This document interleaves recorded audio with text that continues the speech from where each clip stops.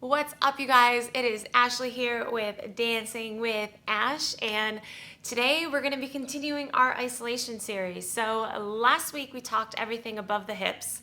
Now, today we're going to be talking about everything below the hips. So, we're going to be working on the hip isolations, our knee and ankle joints, as well as the ball and heel of our feet. So, I'm really excited.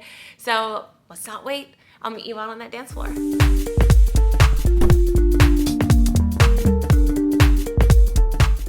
All right, guys, so as I mentioned last week, isolations are so important to add that extra flavor, connection to your dancing. It's not just moving a leg, right? Moving an arm, moving a hip. There's so much more to that. And understanding how to break all that down in your own body and be aware of it is going to make your dancing level up. I can't put enough emphasis on it.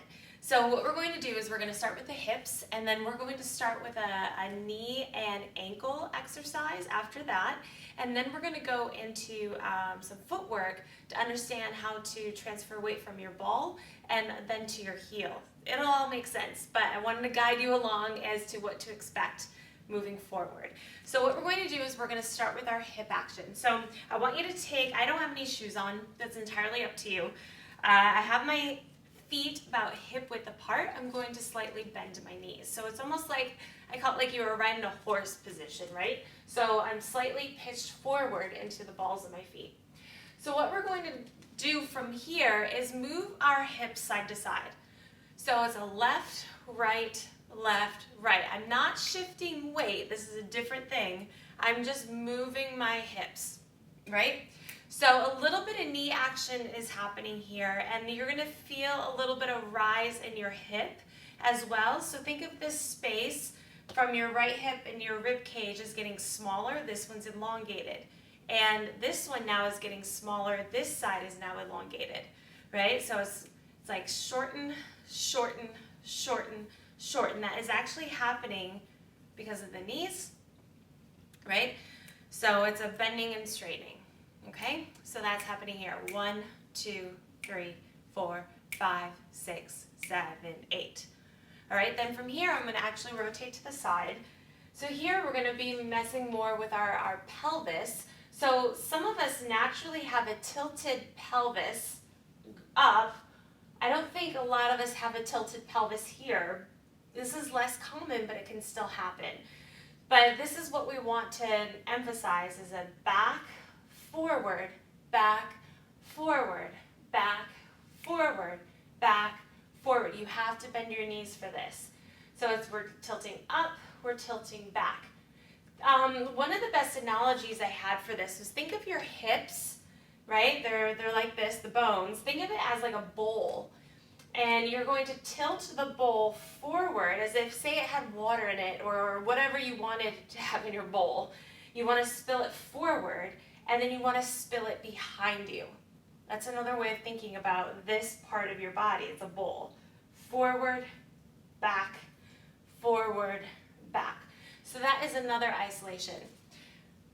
Your hips can go in a diagonal direction as well, but we're not going to worry about that. We're just going to think about the side to side and forward and back, okay? So now what we're going to do from here, I'll turn around for this. Is we're going to go forward, right? We're tilting the pelvis forward. Then we're going to go side, back, side, forward. Side, back, side, forward. So we're hitting all 4 corners. And then after doing that a couple times, I want you to then roll it out. So you're going to smooth it out, hitting all 4 corners. Then you're going to reverse. So we're going to go forward, side, back, side, forward, side, back, side, and then we're going to roll it out. This is the ooey gooey movement, I kind of like to call it, right? All right, so that's our hip action. Now from here, this is one of my favorite exercises. You can use a counter or a ballet bar or a chair, whatever it may be. But what you're going to do from here is you're going to start with your feet together, really together, and in a parallel position. So my toes are facing you. You're going to go up onto the ball of the foot, okay? Then you're going to bend your knees as your heels are still up off the floor. Then you're going to lower your heels and then straighten the leg. Woo! What just happened? I'll go to the side. So everything is in parallel position. I'm going to rise up on the ball of the feet. I'm then going to bend my knees. See, my heels are still up. Then I'm going to lower the heel, and then I'm going to straighten the leg. So this is a toe, knee, heel, knee is what we like to call it in the dance world. You can also reverse. So I'm going to lower, lift. This one's a little bit harder. Lower, lift. I'm then going to straighten and then lower the heel. Yeah, so I bend, lift, straighten, and then lower. Again, you can use something to hold your balance if it's a little wobbly. But this really works your ankles and your knees and isolating this. This is great for all my smooth dancers.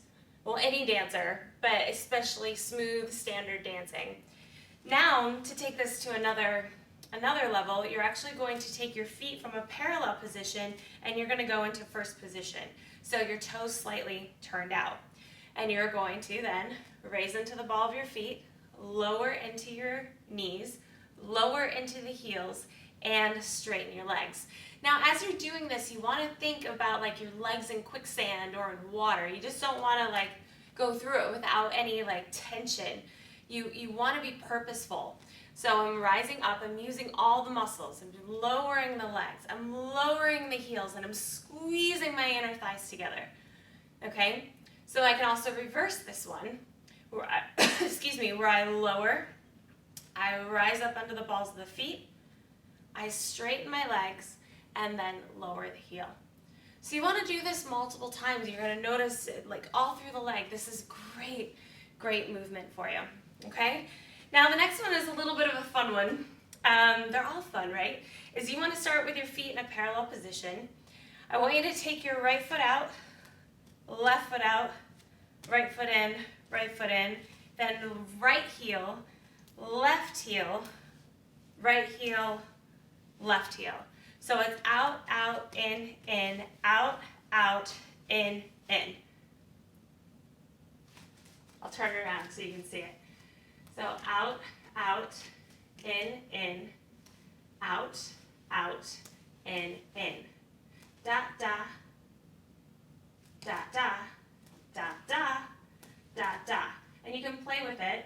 Da, da, da, da, da, da, da, da. I don't know if you got that.